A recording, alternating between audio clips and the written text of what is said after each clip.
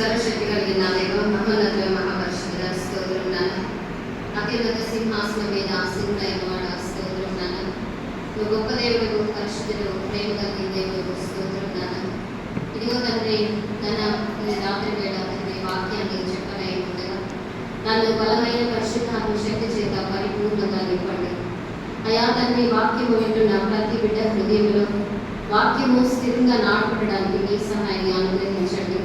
చెప్పబోతున్న వాక్యము విస్తారంగా ఫలించడానికి మీ సహాయాన్ని దయచేయండి. పరిశుద్ధాత్మ శక్తి చేత నన్ను పరిపూర్ణంగా నింపమని, ఆధ్యాత్మికంగా మీరు నాకు తోడుగా ఉండమని, అయా తండ్రి అయోగ్యాన్నయ్యా, అయా తండ్రి నన్ను మీ పూర్ణగా వాడుకోమని యేసయ్య నామములో అది మిక్కిలి వినయంగా వేడుకుంటున్నాము తండ్రి. ఆమేన్.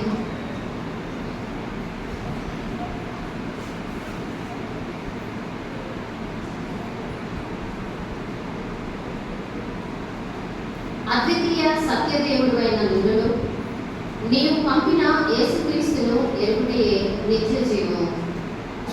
విలారా, నేటి మన ధ్యానాంశము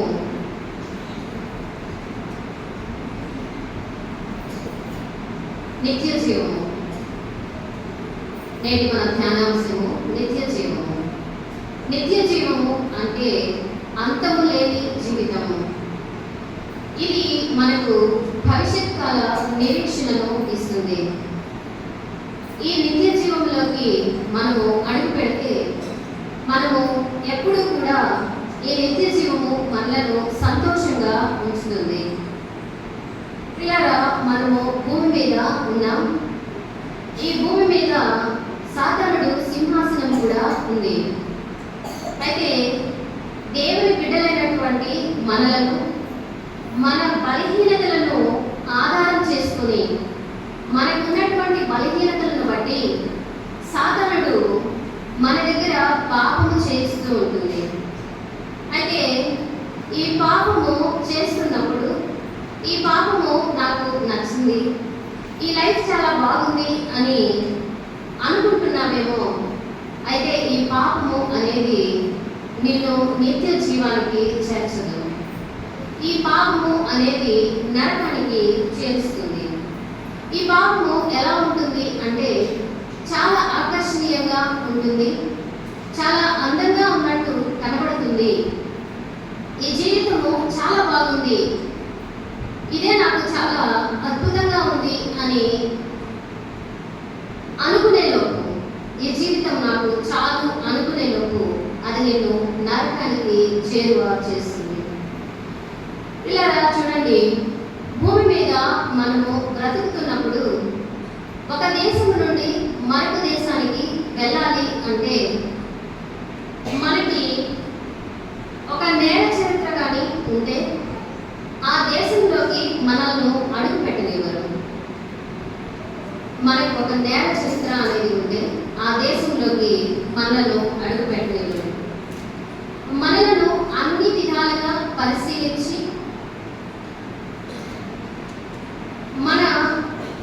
మనము కరెక్ట్గా ఉంటే ఆ దేశానికి మనలను అనుమతిస్తారు.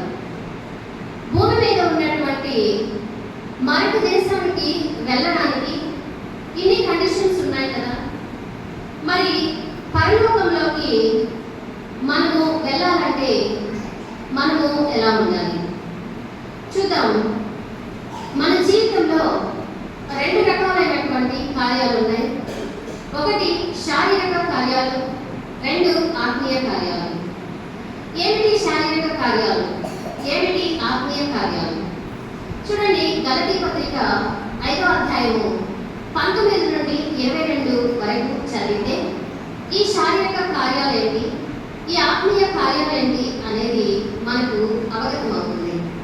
చూడండి, ఈ శారీరక కార్యాలు ఏంటి?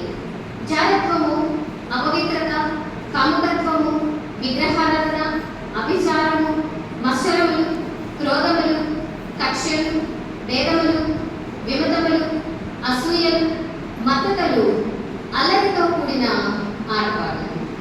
చూడండి, జారత్వము, కాముకత్వము, అపవిత్రత, ఇవన్నీ కూడా లైంగిక సంబంధమైనటువంటి కార్యాలుగా చూస్తున్నాం.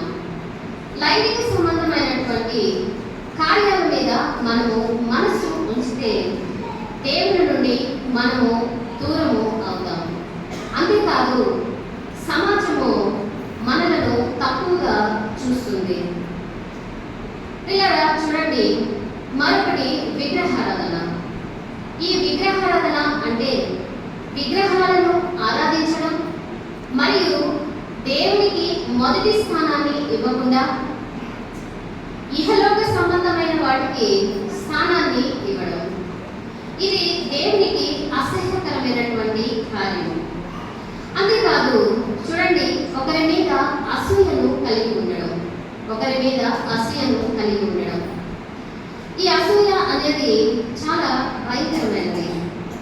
అరే, నిన్నదాకా వీడు దేనికి గతి లేదు, ఇది నాన్న వీడు చూడు ఎలా ఉన్నాడు అనే అసూయ. ఈ అసూయ అనేది చాలా భయంకరమైనటువంటి పాపం. అది మనలోనే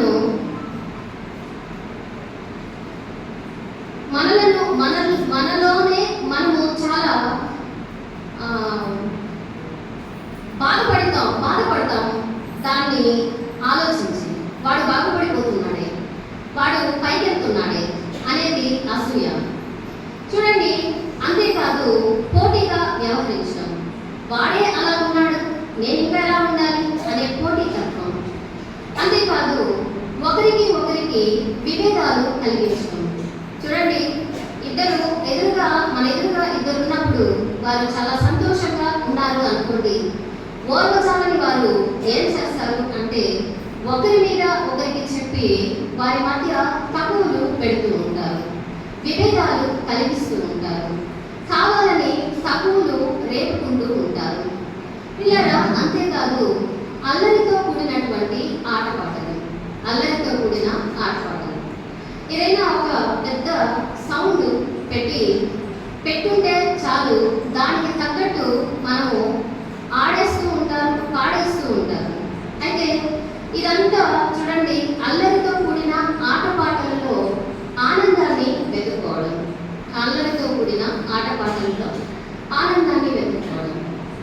ఇవంతా ఎలా ఉంటాయి అంటే, ఈ లైఫ్ నాకు చాలు, ఈ లైఫ్ నాకు చాలా అందంగా ఉంది అనిపించేటట్టు ఉంటుంది. ఇలా ఇవన్నీ శారీరక కార్యాలు.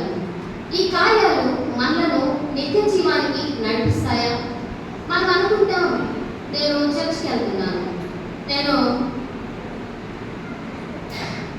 ప్రేయర్ చేసుకొని వస్తున్నాను అంటూ మరలా ఈ కార్యాల వైపు నువ్వు తిరిగితే నిత్య జీవంలోకి మనము అడుగు పెడతామా? లేదు పిల్లరా. మనము ఇలాంటి కార్యాల వైపు మన మనసు ఉంచితే మనము నిత్య జీవంలోకి అడుగు పెట్టలేము. చూడండి, మొట్టమొదటి మానవుని దేవుడు తన స్వహస్తాలతో నిర్మించాడు, తన స్వరూపంలో చేశాడు.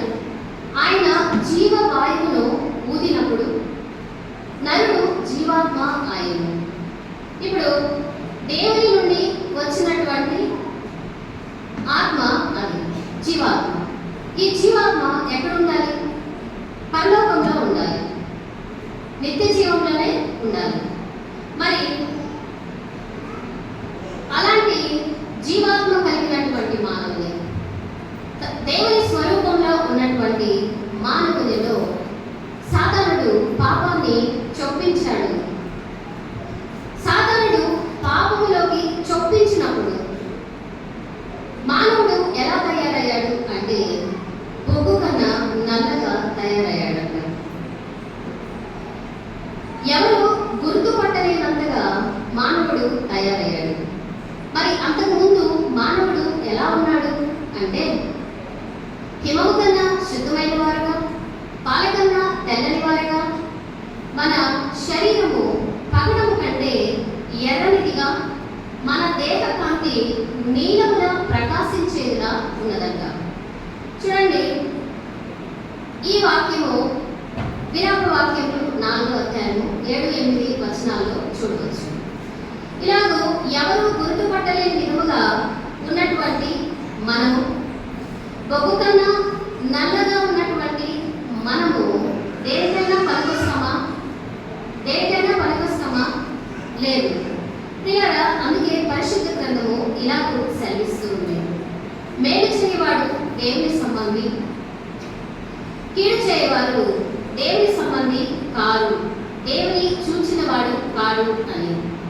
ఇప్పుడు మనము ఎవరి సంబంధులు? మనము దేవుని సంబంధులుగా ఉన్నామా, లేదా సాధారణ సంబంధులుగా మనము ఉన్నామా? చూడండి, మత్తయి సువార్త 19వ అధ్యాయం 16 నుంచి 19 వరకు చూస్తే అక్కడ ఒకడు వచ్చి అడుగుతున్నాడు, అయ్యా, నిత్య జీవము పొందడానికి నేను ఏ మంచి కార్యము చేయాలి అని. దేవుడు అంటున్నాడు, మంచివాడు ఒకడే, ఆయన దేవుడే. మనం మంచివారము కాదు. అయితే మనం నిత్య జీవంలోకి వెళ్ళాలి అంటే మనము ఏం చేయాలి అంటే నరహత్య చేయొద్దు, వ్యభిచరించొద్దు, దొంగిలవద్దు, అబద్ధ సాక్ష్యము పలకకూడదు, తల్లిదండ్రులను సన్మానించాలి, నిన్ను వలె నీ పొరుగువారిని ప్రేమించాలి అని చెప్తూ ఉన్నాడు. ప్రియులారా, చూడండి, మనము శారీరక కార్యాల పట్ల ఆసక్తిని కలిగి ఉంటే మనము దేవుని సంబంధులము కాము. ఇప్పుడు ఆత్మీయ కార్యాలు ఏంటో చూద్దాము. ఆత్మీయ కార్యాలు ప్రేమ, సంతోషము, సమాధానము, దీర్ఘశాంతము, దయాళుత్వము, మంచితనము, విశ్వాసము, సాత్వికము, ఆశానిగ్రహము. చూడండి, ఈ గుణాలను కలిగిన వారు దైవ సంబంధమైన బిడ్డలు. ఈ గుణాలను మనము కలిగి ఉంటే మనము దేవుని బిడ్డలమే. చూడండి, ఈ గుణాలను కలిగిన వారు నిత్య జీవాన్ని పొందుకుంటారు. దేవునికి ఇష్టమైన రీతిలో మనము జీవించాలి. పాపము నుంచి మనము దూరంగా ఉండాలి. పాపాన్ని అసహ్యించుకోవాలి. మరి పాపం చేసిన వారందరూ నరకానికి వెళ్ళాలి కదా. పాపం చేసిన వారందరూ నరకానికి వెళ్ళాలి కదా. మరి మనకి నిత్య జీవముకి వెళ్తామన్న నిరీక్షణ మనకి ఉంది. ఇది భవిష్యత్ కాల నిరీక్షణ. మనము నిత్య జీవాన్ని పొందుకుంటామనేది భవిష్యత్ కాల నిరీక్షణ. మరి చూడండి, మరి నిత్య జీవానికి ఎవరు వెళ్తారు? అందరూ పాపులే కదా, మానవులంతా పాపులే. మరి నిత్య జీవానికి ఎవరు వెళ్తారు అంటే చూడండి, పాపములు రెండు రకాలుగా ఉన్నాయి. యోహాను మొదటి పత్రిక 5వ అధ్యాయము 16 నుంచి 21 వరకు చూస్తే ఇది మనకు నిశ్చితంగా కనబడుతుంది. ప్రియులారా, ఒకటి మరణకరమైన పాపము, రెండు మరణకరము కాని పాపము. చూడండి, మరణకరమైన పాపము, మరణకరము కాని పాపము. మొదటిగా మనము మరణకరము కాని పాపము గురించి తెలుసుకుందాం. పాపము చేసిన మానవుడు ఇది పాపము అని తెలిసి ఆ పాపము గురించి పశ్చాత్తాపడి ఈ పాపము నేను ఇంకా చేయకూడదు, ఈ పాపము చేస్తే నాకు అవమానం కలుగుతుంది, నేను దేవునికి దూరంగా ఉంటున్నాను, కాబట్టి ఈ పాపము నేను చేయకూడదు అని తనలో తాను నిశ్చయించుకుని పిల్లరా దేవుని దగ్గర పశ్చాత్తాప హృదయంతో క్షమాపణ అడిగితే దేవుడు తప్పకుండా వారిని క్షమిస్తాడు. మరి ఆయన పాపములు క్షమించాడు కదా అని మరలా పాపం వైపుకు తిరిగితే కుక్క తన వాంతికి తాను తిరిగినట్టు వారి పరిస్థితి ఉంటుంది. అయితే చూడండి, మరణకరమైన పాపము అంటే ఏంటి? చూడండి, సర్వశక్తి కలిగిన దేవుడు, సర్వోన్నతుడైన దేవుడు, ఒక్క మాటతో సృష్టిని సృజించిన దేవుడు, ఆయనను మరిచి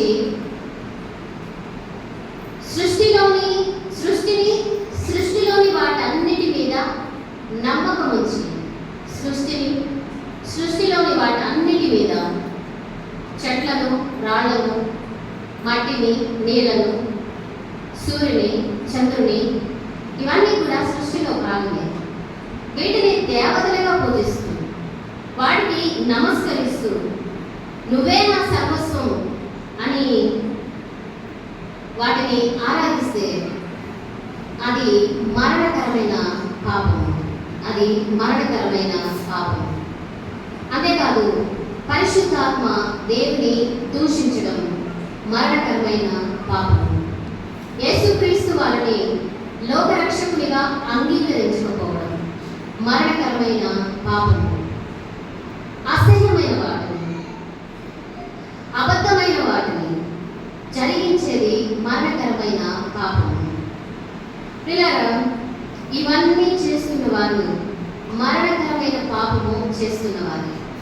వీరు ఖచ్చితంగా నరకానికి వెళ్ళేవారే. చూడండి, బొగ్గులో మారినటువంటి మనలను, ఎవరు గుర్తుపట్టలేని విధముగా మారినటువంటి మనలను దేవుడు చూశాడు, యేసయ్య చూశాడు. వీరు నా బిడ్డలు, వీరిని ఎవరు గుర్తుపట్టలేకపోతున్నారు, వీరు బొగ్గులో మారిపోయారు, నేను ఇచ్చిన సౌందర్యము వీరి దగ్గర లేదు, కాబట్టి వీళ్ళ కొరకు నేను ఏదో చేయాలి, వీరి కొరకు వీరిని నేను విమోచించాలి అని సర్వోన్నతుడైన దేవుడు, మహోన్నతుడైన దేవుడు ఆయన తన అధికారాన్ని, తన ఆధిపత్యాన్ని అన్నిటినీ వదిలి మన కొరకు, యోగ్యత లేదు మనకు, విలువే లేదు మన కొరకు ఆయన భూమి మీదకి వచ్చాడు. మన కొరకు ఆయన శిలువ మీద రక్తాన్ని కార్చాడు, ప్రాణాన్ని అప్పగించాడు, తిరిగి 3వ దినాన పునరుద్ధరణమయ్యాడు. ఇలా మనలను చూడండి, పాపం వైపు మరలిపోయినటువంటి మనలను, పాపమే లోకంగా బ్రతుకుతున్న మనలను, పాపమే చాలనుకున్న మనలను దేవుడు రక్షించడానికి, పాపము నుండి మనల్ని విమోచించడానికి ఆయన మన కొరకు మరణ శాసనాన్ని రాసుకున్న గొప్ప దేవుడు. పిల్లరా, ఆయన మన కొరకు భూమి మీదకి వచ్చాడు. యోగ్యత లేదు, ఎన్నిక లేని మనము అయినా కూడా దేవుడు మనకు ఒక విలువను ఇచ్చాడు. మనల్ని బిడ్డలుగా చేస్తున్నాడు, మనల్ని స్నేహితులుగా చేస్తున్నాడు. ఆయన మన కొరకు భూమి మీదకు వచ్చాడు. మన కొరకు ఆయన రక్తాన్ని చిందించాడు, ప్రాణాన్ని ఇచ్చేశాడు. పిల్లరా, మరణ శాసనం రాసుకున్న వారి మరణము అవశ్యము అని పరిశుద్ధ గ్రంథంలో రాయబడి ఉంది. పిల్లరా, ఆయన మన కొరకు శిలువ మీద ఎవరు చేయలేని త్యాగాన్ని మన కొరకు ఆయన చేశారు. పిల్లరా, చూడండి, ఆయన మనందరి కొరకు రక్షణను ప్రసాదించిన దేవుడు. ఆయనను మనం నిరాకరిస్తే, ఆయన లోకరక్షకుడు కాదు అని మనం నిరాకరిస్తే, ఆయనను పక్కన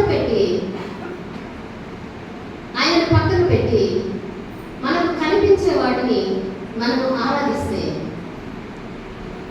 మనకు నిత్య జీవంలో మనకు స్థానము లేదు.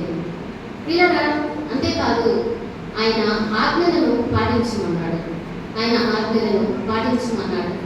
నిలువనే నీ పొరుగు వారిని ప్రేమించమన్నాడు. పిల్లరా, యేసయ్య గొప్ప దేవుడు అయి ఉన్నాడు. ఆయన మార్గాన్ని మనము అనుసరిస్తూ, ఆయనతో సఖ్యంగా ఉంటూ, ఆయనను తెలుసుకుంటూ మనము ముందుకు కొనసాగితే మనము నిత్య జీవానికి వారసులవుతాం. ఆయన కృప లేకపోతే మనము నిత్య జీవానికి వారసులము కాలేము. క్రీస్తు లేకపోతే నిత్య జీవము లేదు.